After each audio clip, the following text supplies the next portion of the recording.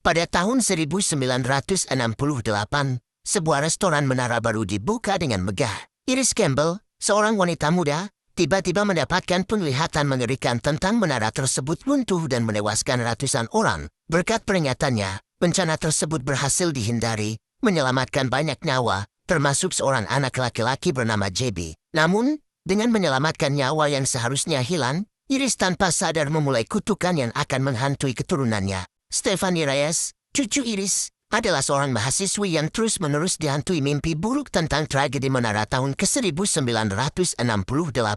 Setelah kematian mendadak neneknya, Stephanie menemukan jurnal yang ditinggalkan Iris, berisi catatan tentang tanda-tanda kematian dan upaya untuk menghindarinya. Stephanie menyadari bahwa keluarganya menjadi target berikutnya dari kematian yang tertunda. Stephanie kembali ke rumah dan memperingatkan keluarganya, adiknya Charlie, ibunya Darlene, ayahnya Marty, pamannya Howard, bibinya Brenda, serta sepupu-sepupunya Rick, Julio, dan Bobby. Mereka awalnya skeptis, tetapi setelah serangkaian kecelakaan aneh dan fatal menimpa anggota keluarga mereka, mereka mulai percaya bahwa sesuatu yang mengerikan sedang terjadi.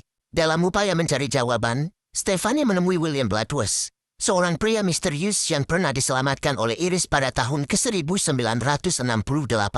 Bloodworth mengungkapkan bahwa kematian memiliki rencana, dan siapapun yang lolos dari kematian akan tetap dikejar hingga takdirnya terpenuhi. Dia menjelaskan bahwa satu-satunya cara untuk menghentikan siklus ini adalah dengan mengambil nyawa baru atau memberikan nyawa baru, seperti yang pernah dilakukan oleh Kimberly Coleman di masa lalu.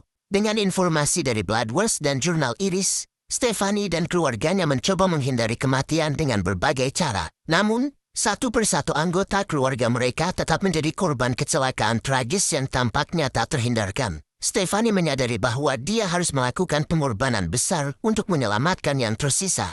Stephanie berdiri di tengah puing-puing kehidupannya. Keluarga yang dulu hangat dan penuh tawa kini tinggal nama-nama dalam daftar kematian yang tak bisa dihindari. Wajah-wajah yang dulu memeluknya setiap pagi kini menghantuinya setiap malam. Hanya dia yang tersisa, atau mungkin belum. Ia kembali membuka jurnal peninggalan sang nenek.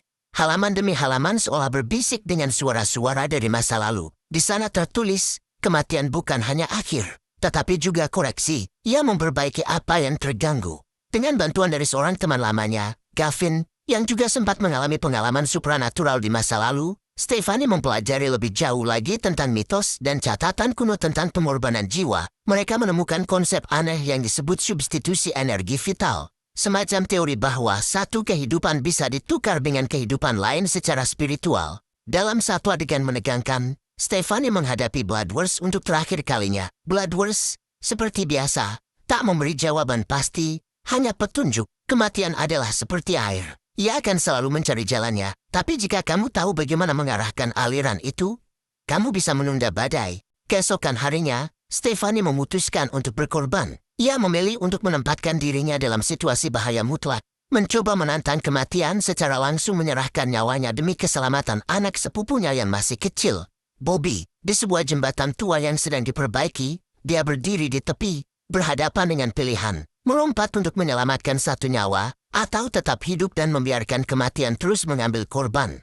Tapi, sesuatu terjadi. Ketika Stephanie bersiap mengorbankan dirinya, Bobby anak kecil itu justru berlari dan menariknya mundur. Di detik yang sama, sebuah batang besi jatuh dari atas dan hampir menimpa mereka berdua. Hampir, dan kemudian, hening. Langit yang mendung perlahan cerah. Tidak ada korban, tidak ada kejadian fatal. Untuk pertama kalinya, kematian mundur.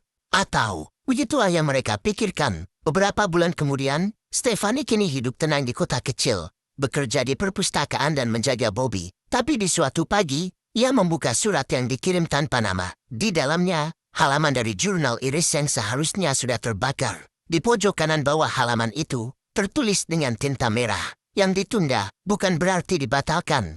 Wajah Stephanie membeku, kamera perlahan menyorot matanya yang membesar, dan film berakhir dengan suara rain mendadak dari luar jendela. Cerita Final Destination, Bloodlines yang saya berikan tadi adalah hasil karangan fiksi fanmade, bukan alur resmi dari film Final Destination ke-6. Film tersebut belum dirilis secara resmi, dan alur lengkap resminya belum diumumkan secara publik oleh pihak studio Warner Bros. Atau New Line Cinema per Mei tahun 2025.